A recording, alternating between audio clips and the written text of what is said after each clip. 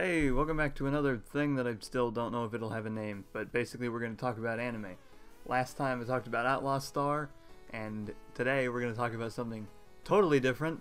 We're going to talk about Digimon Adventure, because I'm 20 years late. Well, not 20, I'm almost. I'm 20 years late to everything, basically. I just watched it pretty recently with a couple of friends.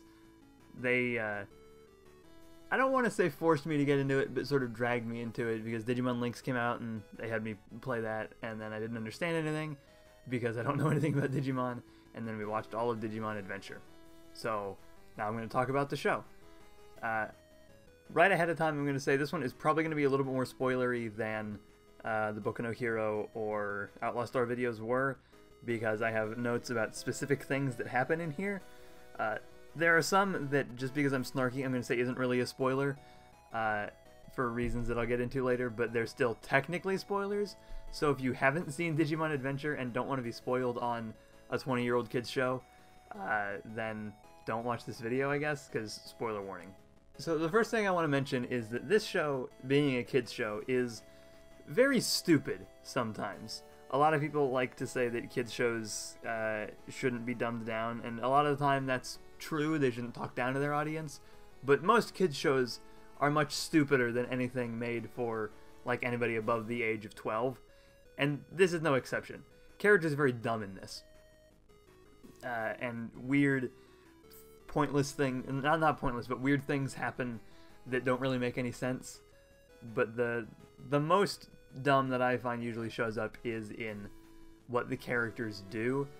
There are no less than, I think, 3 times I can think of off the top of my head when the characters walk directly into a trap that is obviously a trap. The first time is during the first arc, when Digimon is the main villain, and they just come across this mansion in the middle of nowhere, and they're like, oh man, let's just hang out in there. That can't possibly be bad. And then it's bad. Digimon's there, the villain is there, and he's going to kill them. And that, then I'm stuttering over everything. And that happens. And then way later, they come across a cruise ship in the middle of nowhere, and they're like, oh, well, let's get on this. It'll make things way easier. And then again, it's a trap. It had Cockatriemon, I think, on it.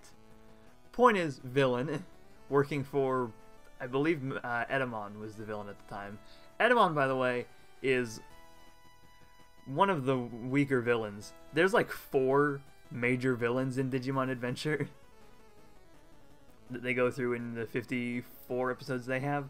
The first one is Digimon, and he's just kind of there. Then there's Edamon, who's mostly a joke. He's like this not rock, but he's this musician, and apparently in the dub they gave him an Elvis voice, because of course they did.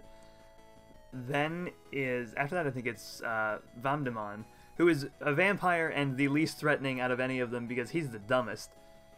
Because his major lackey is Pico Devimon, who just messes everything up. And it's one of those things where it's like he's so incompetent you wonder why they keep him around, like Team Rocket in Pokemon. Like, he messes everything up, and yet Vamdemon still is like, well, I'm gonna keep you as my minion, because why not? And then the final, the major villain at the very end is Piemon. Piemon is probably the most effective, because he very nearly succeeds, I feel. I mean, like, obviously he doesn't get really as close as he probably realistically could, because it's a kid's show, but he probably had the best chance of succeeding in his plan than any of the others. But the villains, that's the rundown of them. Most of them are okay, and a couple of them are very dumb. Edamon was mostly a joke villain, so I kind of give him a pass. But the villains are not the only ones that are stupid, as I said with the traps. The main characters are very dumb sometimes too, mostly because they're kids, but they're still really stupid. They'll do things like I said earlier, where they'll walk into things that are obviously traps, or they'll do the classic misunderstanding thing of not wanting to communicate anything. There's no less than like 2 times when a character just kind of storms off and doesn't attempt to fix anything, and they just make things worse. And one of them is a major plot point it's also dumb that I'll get into in a little bit. There's also points when they will not have their Digimon evolve when it would be super useful, but a lot of the stupid is kind of forgivable, I guess, because they're kids. But it's frustrating sometimes. So if you decide to watch this, just be aware of that, is that sometimes it's very frustrating in how dumb the characters can be. But personally, what I think is a little bit more frustrating is that one of the characters and one of the Digimon is basically useless. And they're not, like, tied. They're not the same person and their partner Digimon. Joe is the most useless, I think, out of the main group. Because he doesn't... I can't, off the top of my head, recall a point when he was necessary for the plot, aside from, like, because he's one of the main group. I don't recall him specifically needing to do anything that, like, his partner Gomamon couldn't have done on his own or with somebody else. Joe is not really necessary. And then the most useless Digimon, and this one I'm actually really upset by, is Palmon. Because Palmon, design-wise, out of most of her forms, I think Palmon has the best designs, save for Togemon, which is awful. But base Palmon looks really good, and Lilymon is a very good design as well. But throughout the entire series, Palmon is completely worthless. I can recall 2 times when she actually was helpful. Once was using Poison Ivy to climb up a mountain, and another was using Poison Ivy to make Waymon vomit them up. And both of those happened before, like, episode 20. So you have, like, 50-some episodes of Palmon existing and not being useful in any capacity. Which is frustrating, because, like I said, Palmon, design-wise, I think has some of the best of the group. And speaking of designs, going off track, I guess, a little bit, most of the designs I think are pretty good. I like the child forms. I like the perfect forms, and the 2 ultimates that we get I think are also very nice. The only designs of, like, the main partner Digimon I don't like is most of the adult forms. They I think most of them are just kind of ugly. Greymon is pretty good. Garurumon is nice. Kabuterimon is cool. And that's where it ends. All the others are terrible. Ikakumon is one of my least favorite things ever. It's this ugly, like, walrus. That's the word I'm trying to think of. It's this ugly walrus thing. It has horn missiles, which is pretty cool, I guess, but design-wise it still looks very bad. Togemon is like if you took a cactuar and made it not silly looking, or, like, not entertaining looking, and it's basically just a fat cactus. And most of them are just, eh. They got way better once they got into Perfect and Ultimate. And basically all of those were very good. On to some of the actual, like, story-based stuff. This is where we're going to get mostly into spoilers. First, just kind of a more general thing. Every show like this tries to have a rivalry. The main, like, usually it's the main character and who is supposed to be the second main character. In the case of this show, it's Taichi and Yamato. And there are a few, like, I want to say 3 times where they really try to make it seem like Taichi and Yamato should butt heads, like a kind of Vegeta Goku kind of situation, but it doesn't work. Mostly because outside of those 3 particular situations, Taichi and Yamato don't really do a lot of arguing or actually butting heads. Goku and Vegeta is a rivalry that makes sense because even outside of story-based things where they need to be, like, mad at each other or where they need to be butting heads, they just have completely different personalities and they clash a lot.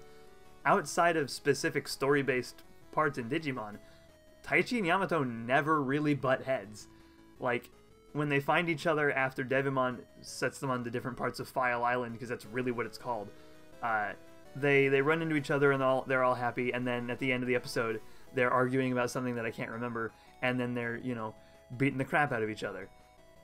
And it just comes right the hell out of nowhere, because they don't ever really butt heads before that. And then the other major one is when they introduce Pinocchimon. Yamato runs into, what was the Japanese name? I don't remember. I remember the English name, Cherrymon, because he's a tree. Yamato runs into him, and Cherrymon is basically like, you gotta fight Taichi because you're rivals. And then there's this, like, 4 or 5 episode arc where Yamato is split off from the main group, and he's all whiny, and they're not really whiny, but he's just off moping, doing his own thing, and occasionally he shows up with Metal Garurumon. And they tried to do, they did kind of a fight, I think, one time between War Greymon and Metal Garurumon, but mostly Yamato was just kind of off doing his own thing. And I feel like, I'm certain it happened probably because the voice actor was busy, because it does not feel natural in any way, shape, or form, and it really doesn't make any sense, because it's just like, this tree told me that I have to fight you, Taichi, and Taichi's like, no, you don't really, but Yamato's like, yeah, I do, a tree told me. He doesn't actually mention the tree, but it's basically, that's the idea, is that he's told by a tree that he needs to fight Taichi and decides he should. Despite the fact that said tree is obviously very evil. But that I think is the biggest issue story-wise. And even then it's not a major, it doesn't ruin it, but it's a big gripe that I had, is that they really wanted to force this Taichi and Yamato rivalry, even though it doesn't make sense and doesn't work because they don't butt heads enough for it to feel natural. And then the other major thing is, in episode 21, they start setting up the 8th chosen child, the next addition to the main group. And this could have been a really good mystery if they hadn't messed the whole thing up. Because as of episode 21, they almost gave it away immediately in episode 21. For that episode, Taichi is back in the real world for a little bit. And that episode ends with a Digivice on the table, almost basically saying the 8th child is his sister. Then later, around episode 26, I think it is, in 25, they do this last hurrah for the first ending theme by confirming that it exists in universe, which is, and it's another thing I'll get into in a little bit about songs existing in universe, but they did this entire episode basically as a send-off to the theme.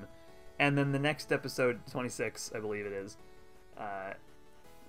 they introduce the new ending theme. The new ending theme spoils the 8th child reveal. If you watch the ending credits, it's not even like it's hidden. It's right there where you can see it. And not only is the identity of the 8th child revealed, which is Hikari, by the way, Taichi's sister, also her partner Digimon is revealed, which is, again, in the show still pretty obvious, but I saw that and I was like, how do you do this? It's not really infuriating, it's more funny than anything else, because they spend like 4 or 5 episodes after that then doing like, who's the 8th child? And then immediately after that it's like, well, here's the credits that tells you exactly who it is. The 8th child mystery, as I wrote in my notes, is just busted, because it's given away basically right from the beginning, and at no point does it ever work. And as we wind down, I want to talk a little bit about the music, specifically the vocal songs. They're done by the late Koji Wada, the most major of which, those are good. The big one being the theme song, Butterfly, which is before I played Digimon Links and before I watched the show, was basically my biggest exposure to the series. Butterfly is a great song. I'm more partial to the Tri and Strong versions myself, but the version that appears in the actual show here is still pretty good, and he contributes, I believe, one other song for this series called Braveheart. It is the insert song for the entire series. The only one, and it plays every episode, usually at least more than once. Needless to say, by the end of this show, I never wanted to hear Braveheart again. And something that I thought was very funny is that in the follow-up movie, Our War Game, Braveheart is confirmed to exist in universe, because when the Digimon are fighting in the computer, don't worry, it makes sense, Braveheart is playing not only over the speakers, but as the internet starts to lag and the response time increases, as they say, the song skips. So Braveheart exists in universe and most certainly plays in every episode in the background for no reason. Also, if you're a Kamen Rider fan and you've seen Kamen Rider Gaim, you might remember the guitar riff in Kamen Rider Bravo's transformation. That is the same one that plays at the beginning of Braveheart. Just thought that little tidbit would be funny. But Braveheart is still a very good song, but man, I wish they had not played it every episode, sometimes multiple times. One time they play it 3 minutes into the episode, and it's honestly comical by the end of the series. The last major thing I want to mention is the animation. I'm just going to be nice and say that the animation is cheap. It's not bad most of the time, it's just very simple. A lot of the backgrounds are just kind of vague gradients, or they're a single thing. Movement is really simple. There's a bit in like the 3rd episode, I think, with Shelmon, I believe is his name, where he blasts everybody with this water attack, and instead of being pushed upwards backward, or like pushed backwards in the animation, it just like they cut up to where they're supposed to be, and it's hilarious. And the animation is like that most of the way through. Episode 21 gets an animation bump, and it looks very nice, but it's only for that episode because it's really expensive. And there is still a general kind of animation increase after that. It's a little bit better, but animation is not this show's strong suit. It mostly is just kind of eh. It also has some CG animation, which for the most part is, honestly, for 1999, I think is when this show aired, it's not bad. It's not really, like, looking at it on a more modern standpoint, yeah, it's bad, but for 1999, the CG looks pretty good, especially on War Greymon's transformation. It looks very good, but for the most part, the animation is kind of lacking. It's not, like, horrendous. It's still consistent, but it's lower quality than what is going to happen. Even in what I've watched of Zero 2 has a lot... I clearly had more of a budget behind it. And then the last thing I want to mention is just a funny moment. There's a line about part of the way through this, or near the end of the series. Joe, and I think he has Mimi with him. He has somebody with him. I don't remember for sure. They come across the Digimon scene way earlier named Ogremon. Ogremon has basically gotten his shit kicked in. He's got problems right now. And Joe, being the reliable guy that he is, obviously brought along first aid supplies, because the thing that got this started in the first place was they were on a camping trip and they just showed up in the digital world. And since they were on a camping trip, Joe obviously decided to bring supplies they might need.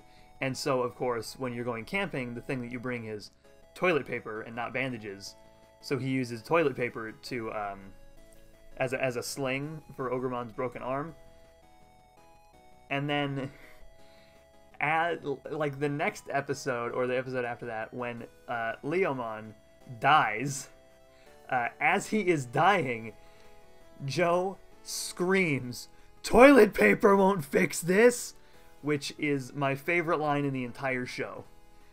It's like, who will I eat ice cream with levels of stupid? It comes right out of nowhere. Nobody acknowledges it. It's not a bad translation because he just straight up says toilet paper. And he, like, in a Tommy Wiseau-esque moment of rage, he throws the toilet paper on the ground. It's a great moment and really is worth watching the entire show for. But overall, I thought Digimon Adventure was pretty good. There's a lot to make fun of, and it's pretty stupid sometimes, but it's a kids show, and so I cut it a lot of slack. And as kids shows go, it's pretty good. If you're like me and you're more of a Pokemon guy, or rather you have more experience with Pokemon, I'd suggest giving Digimon a shot, because compared to Pokemon, Digimon does a lot better, I think, with story, despite all the things I've made fun of with its story in this video. Pokemon is a lot more episodic and more just kind of goofing around. Digimon is a lot about the characters and their bonds with their partner Digimon, and you get a good amount of that. So if you, like I said, if you're more experienced with Pokemon like me, give Digimon a shot, because you might just end up liking it. I didn't think I would before I saw it, but, you know, it's a pretty good show. That's going to wrap it up for this video. I hope you all enjoyed. If you did, you can subscribe if you haven't already, and then you can hopefully be alerted when new videos are made. But if they don't alert you on YouTube, I post them on Twitter, and the link to that, as well as a couple of other things, are in the description, so you can go follow me on there.